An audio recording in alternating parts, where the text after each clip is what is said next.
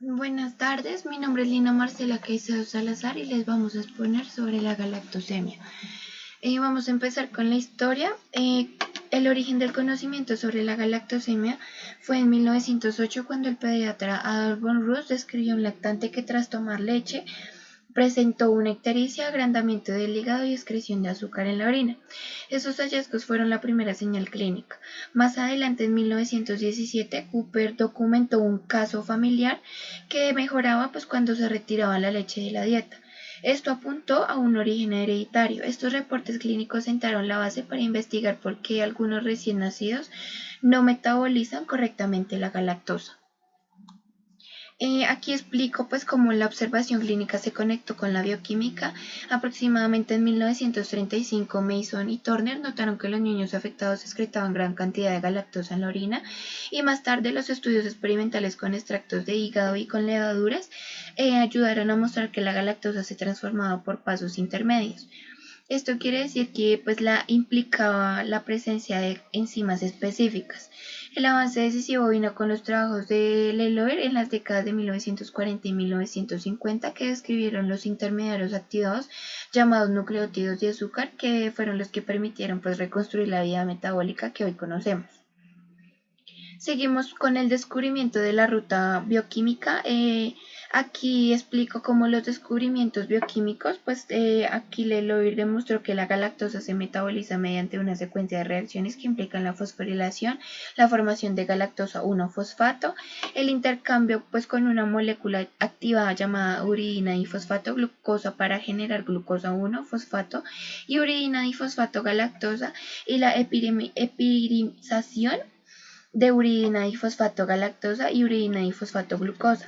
Este conjunto de reacciones es la llamada vía de Leloir y explico por qué un defecto enzimático puede dar lugar a la acumulación de metabolitos tóxicos.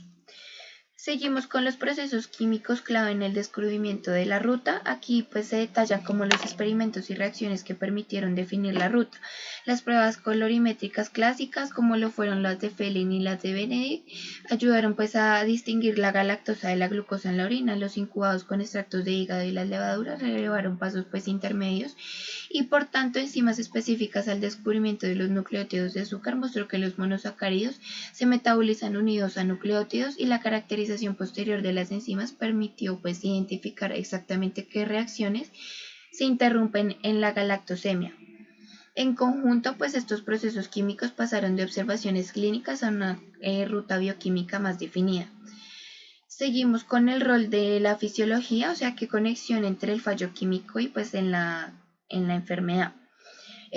Aquí se explica cómo un defecto enzimático causa los signos clínicos. En condiciones normales, la galactosa de la leche se convierte en compuestos utilizables por la célula. Si falla la enzima que más frecuentemente está alterada en la galactosemia, la galactosa 1-fosfato se acumula dentro de las células. Esta acumulación provoca que se bloqueen procesos energéticos en el hígado, provocando ictericia y el agrandamiento hepático. Altera el equilibrio osmótico en el cristalino del ojo, se reduce a galactitol provocando cataratas y produce estrés metabólico en el sistema nervioso.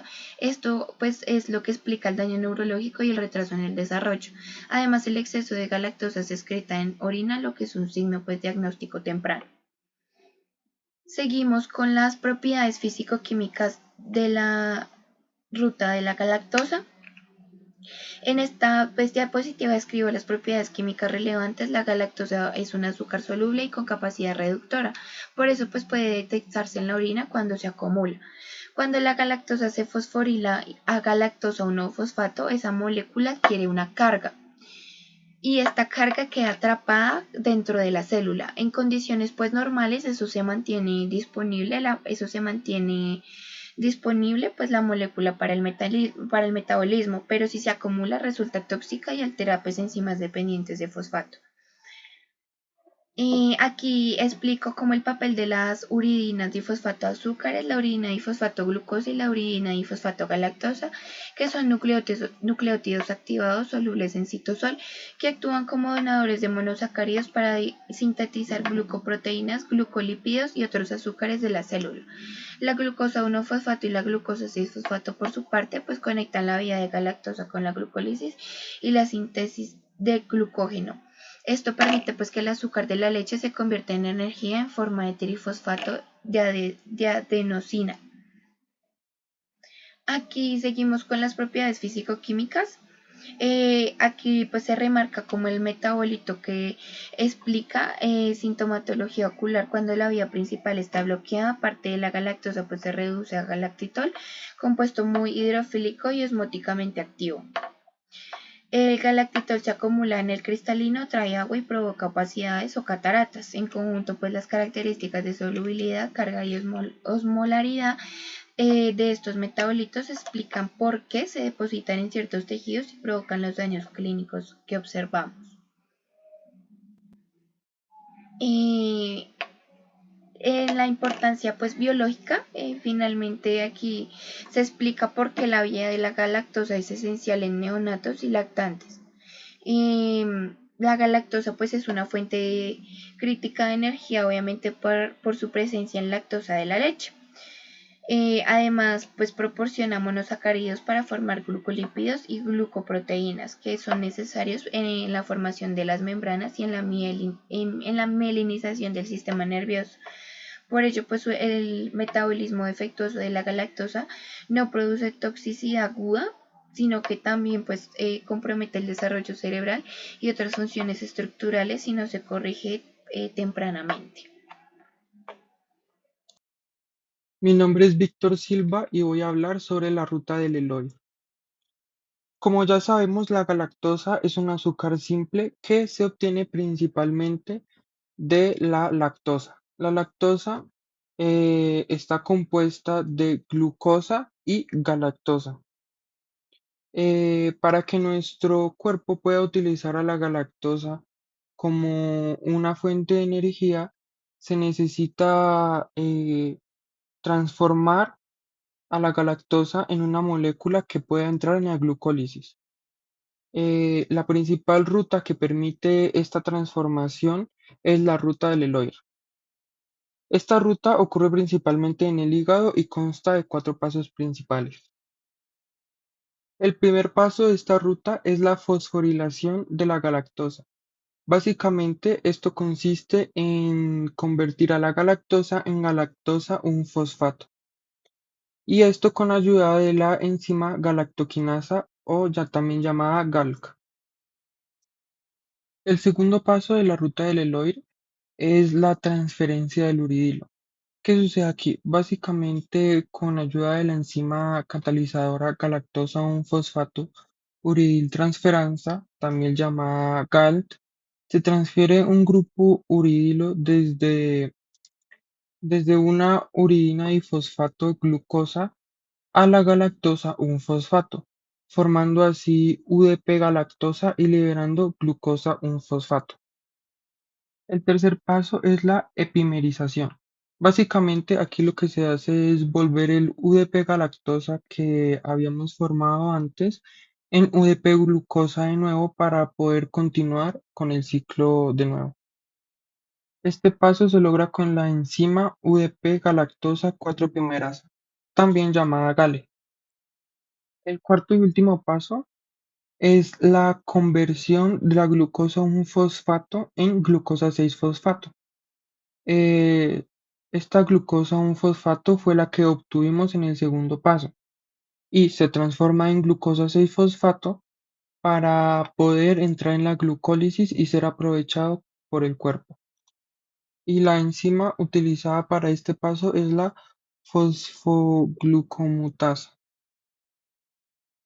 Bueno, aquí podemos observar la ruta del Eloy. Aquí primero tenemos la lactosa, que es catalizada por la lactasa, y ahí podemos obtener la galactosa. Posteriormente, la galactosa con ATP es catalizada por la enzima galactoquinasa, también llamada GALAC, y es liberado ADP y se libera también la galactosa, un fosfato. Y ese sería el primer paso que vimos anteriormente. Posteriormente podemos observar el segundo paso de esta ruta, en donde podemos ver cómo de galactosa un fosfato pasa a ser glucosa un fosfato. Esto con la ayuda de la transferencia de uridilo, que fue el segundo paso que expliqué anteriormente. Y por último podemos ver cómo la glucosa un fosfato es catalizada por la enzima fosfoglucomutasa y transformada en glucosa 6-fosfato para que posteriormente pueda entrar en la glucólisis y ser aprovechada. Y estos serían los cofactores utilizados. Básicamente aquí utilizamos la lactasa, que es la que se utiliza, la enzima que se utiliza para convertir a la lactosa en una glucosa y galactosa. Posteriormente tenemos a la galactoquinasa, que fosforila el sustrato de galactosa utilizando ATP, quedando ADP, y la galactosa un fosfato.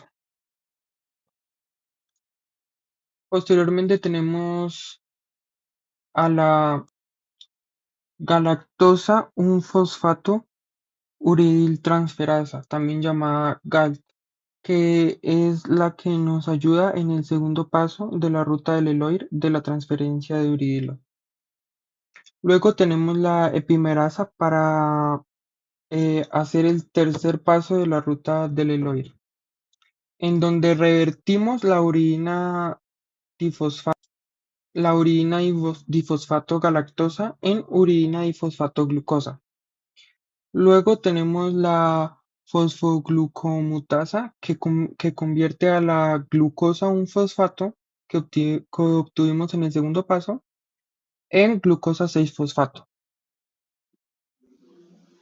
Bueno, para seguir, como ya se había mencionado anteriormente, la localización celular y sistémica de los órganos donde hay alta actividad es pues el hígado, que es el principal órgano para el metabolismo de la galactosa. Cuando hay daño pues ocurre hepatomegalia y disfunción hepática. En los riñones ocurre filtración y posible daño en galactosemia. Cristalino del ojo, como ya se había mencionado, pues son las cataratas que ocurren gracias a la acumulación del galactitol. Y en el sistema nervioso central, que es el daño neurológico por la acumulación de la galactosa 1-fosfato. En este caso también ocurre en los ovarios de las mujeres, que con la galactosemia pues puede haber insuficiencia ovárica prematura. Las condiciones fisiológicas y hormonales que activan la ruta. La ruta pues se activa tras la ingesta de la leche, la que es pues, la principal fuente de la lactosa. El aumento de galactosa intracelular activa la expresión y la actividad de las enzimas de la vida.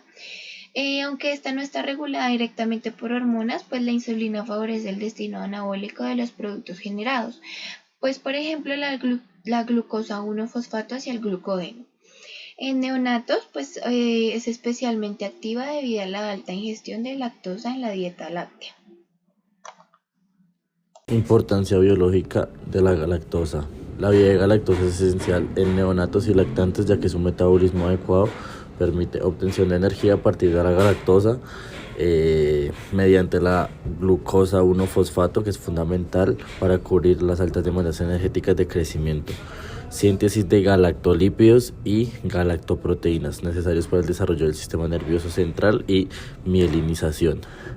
Y prevención de toxicidad sistémica, pues un fallo enzimático provoca acumulación de metabolitos tóxicos que dañan hígado, riñones, ojos y sistema nervioso. Ruta de la galactosa. La vía de Leloir transforma la galactosa en glucosa, aprovechable por células. Es una ruta anfibiólica anfibólica, ya que cumple funciones de obtención y de síntesis para sus principales. Galactosa más ATP da como resultado galactosa 1 fosfato, enzima de galactoquinasa o GALK. Pasa 2, galactosa 1 fosfato más UDP glucosa, nos da como resultado glucosa 1 fosfato más UDP galactosa, enzima GALT.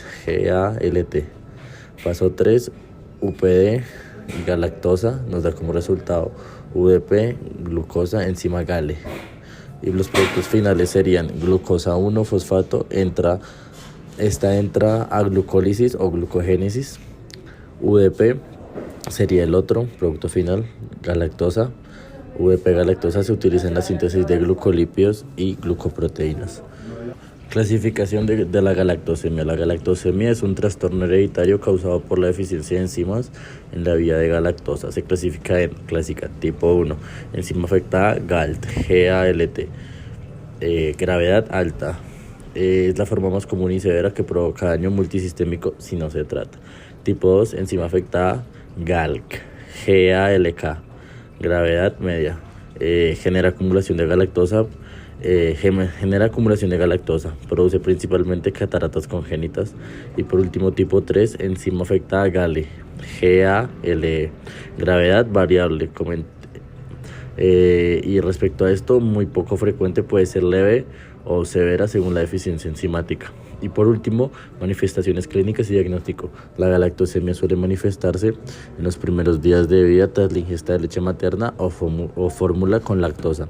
Manifestaciones clínicas en recién nacidos: icteria, o sea, piel y ojos amarillos, vómitos y diarrea, y hepatomegalia, hígado agrandado.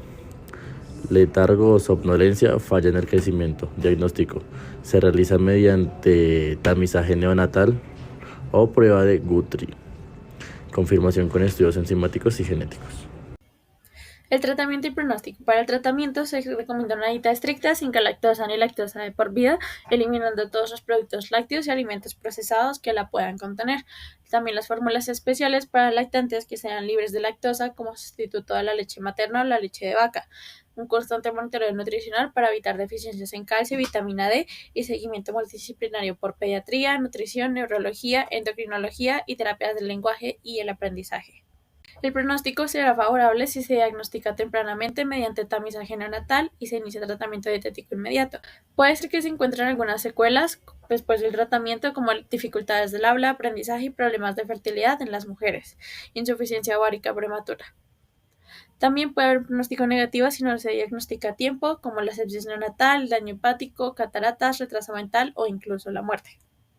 Como conclusión, podemos notar que la vía de la galactosa es verdaderamente importante, ya que permite transformar el azúcar en energía o en moléculas que el cuerpo puede necesitar, como el glucógeno y las glucoproteínas. La ruta se conecta con la glucólisis y la glucogénesis, lo que demuestra cómo varios procesos metabólicos pueden estar interrelacionados.